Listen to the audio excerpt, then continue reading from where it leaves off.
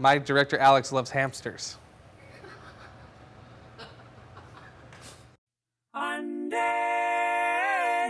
your doormat, I left you a note.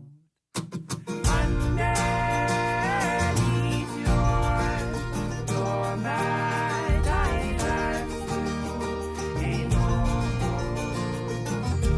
Taking you with me in the sidewalks now. Sabaton is very different and unique. They're going towards more of a cultural festival, but the fandom and the fans at this particular convention are very passionate and they're really more into it. It's got a lot more energy and a younger vibe to it, and I really appreciate that and I enjoy it very much. It provides a nice platform to be able to share my experiences and help inspire the younger generation to do costume and to get into video game design and things of that nature. Are you street smart? Oh, Lord. What's a cutie? News 11's Cindy Cortez puts viewers to the test. Watch Street Talk, Fridays on Sunrise at 6.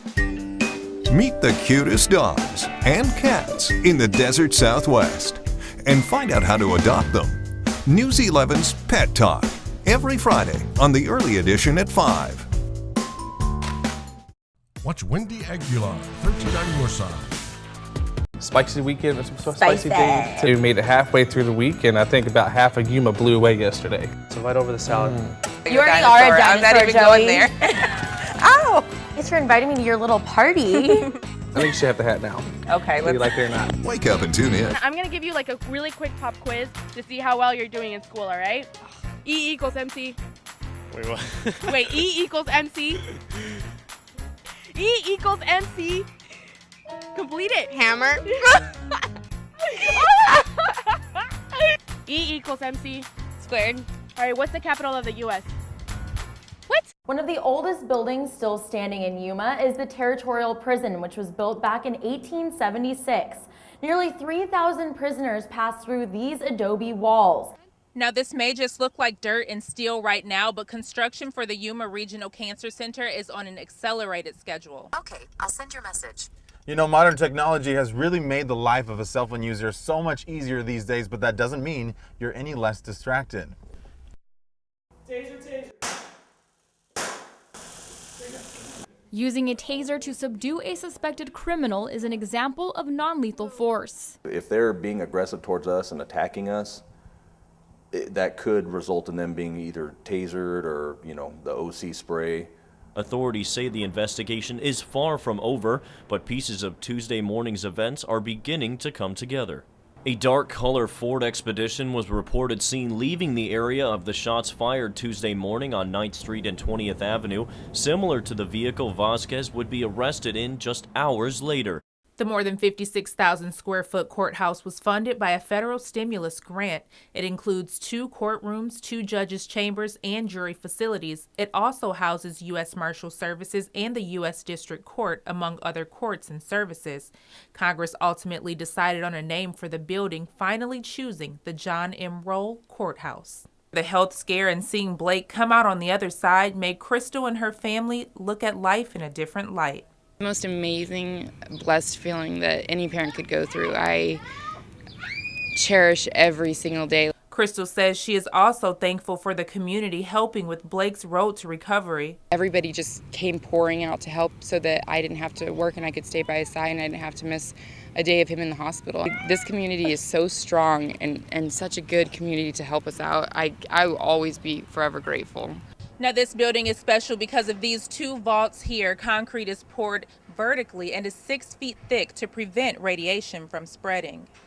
Several other services will be available in the new center. Almost 40% of Yuma cancer patients leave the community for care, and YRMC wanted to prevent that with this project. Mayo's proposal was that they wouldn't keep the patient. They'd let the patient come back to Yuma for treatment. And if you know about cancer treatment, it's not a in the door, out the door. It's a 6-week to 6-month project. Get up behind the board. Give me your hands. Let me see your hands. When officers show up to an active scene, it's a high-risk situation for everyone there. When you go into a building, you don't know what you're going into. So the key is to make sure that you and your partner have communicated. A suspect or criminal could be hiding in a dark corner, a closet, or pretty much anywhere you could think of. With careful precision, officers make sure they've got their ground covered when clearing a scene. Police go in with guns drawn because if a suspect is armed, they have to be ready. They could have a gun, it could be an ambush. We take everyone seriously, every situation seriously like that. But when the adrenaline is rushing and officers must make split-second decisions, knowing when to fire is crucial. Wednesday, police officers gave News 11 a hands-on look on what training is like for officers. It's been 45 years and he's still back in Vietnam sometimes. Marcy Romont is a local military wife. She met her husband before he was deployed to Vietnam to fight in the war. When her husband came home, she says he left the bush behind but brought the war back with him. He was definitely a different person. Before he was the party guy, and he was happy-go-lucky. The tolls of war don't stop when you come home. They've just begun. Nearly 30% of Vietnam veterans have been diagnosed with symptoms of combat PTSD. Marcy says she never knows when something will trigger an episode. The sight, a sound, a smell can set him off back to where he was 45 years ago. Sometimes it was like a Dr. Jekyll, Mr. Hyde. One minute he's fine, the next minute he's acting like a lunatic. Marcy met Nancy Breetag through a local support group for military wives. Nancy's husband was also a Vietnam vet. She says her husband's PTSD forced her to make a life for herself. He lived his life and I lived mine. Oh, you hope always that, they'll come out of this. That they'll get tired of doing this. But after a while, it occurs to you that there's not going to be a fairy tale ending to this story. We got behind the wheel with the Yuma Police Department. The perception evasive course is designed for you're driving down a road going to a hot call, and all of a sudden a child runs out, or there's a parked car or something that comes out or sitting there. You have to be able to evade that obstacle. A daunting task. Now add a phone to the mix. Well, now with the texting, and now your focus goes from the steering wheel and the road, both hands. Now one hand has to be on the phone. Where's your eyes go? The objective, drive 50 miles per hour and choose a lane based on a visual cue while sending a text message to an officer standing by. Oh, no, I'm sorry. That was a bad one. Oh, not even the right lane. Hi, I'm Erin. I'm the marketing manager here at the Humane Society of Yuma. Welcome to this week's Pet Talk. Let's meet our new pet of the week. Today we have Mr. T. Mr. T is a black and white short-haired domestic feline here at our shelter. He is right around 10 months of age, and this is a really awesome cat. He's pretty much like a dog, I hate to say, but yeah, he's our dog cat here at the shelter. Lots and lots of energy, loves to play.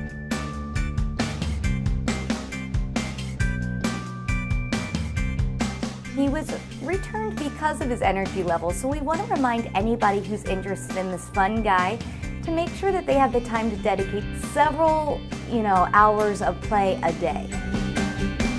If this isn't your forever friend, then please come on down to the shelter, and your forever friend is just waiting here to find you.